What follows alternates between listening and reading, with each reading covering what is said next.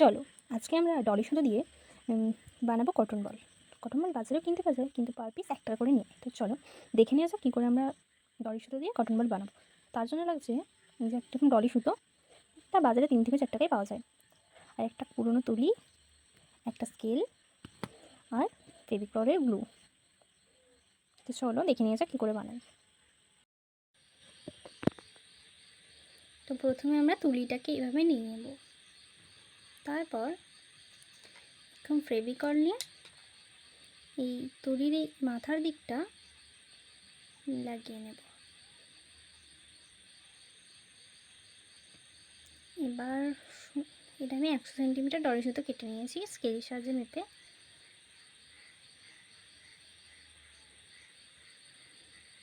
চা বেঁধে গেল, দেখলে তো?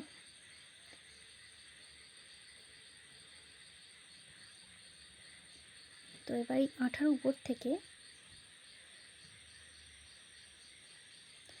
আমরা 5 বার বাঁকিয়ে নেব। 1 2 3 4 5।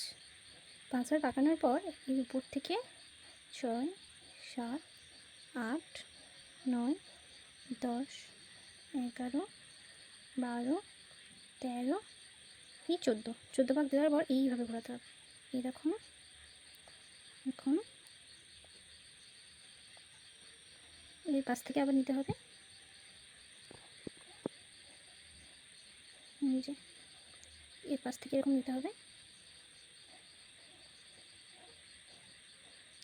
তারপর আবার এরকম এসে এর পাশ থেকে আর গোনার দরকার নেই। এবার যতক্ষণটা হবে ততক্ষণ আমরা এরকম ঘুরিয়ে ঘুরিয়ে পাকিয়ে নেব।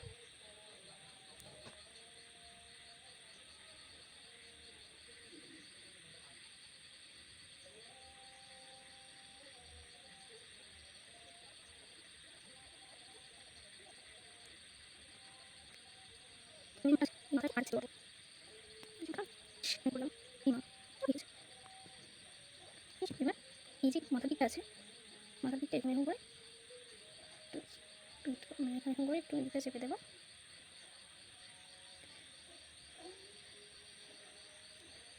তো ওটাকে একটু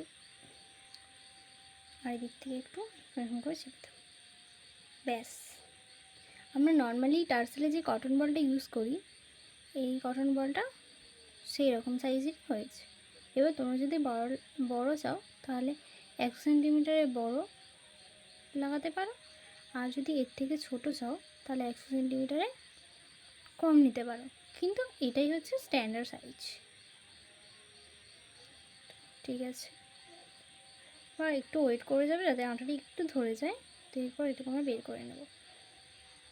এই যে দেখো কটন বল রেডি, কত সুন্দর। এবার তোমরা যদি টার্সেলে কীভাবে কোথায় আমরা এই কটন বল ইউজ করি দেখতে চাও তো প্লিজ ফলো করে দিও। Bye bye.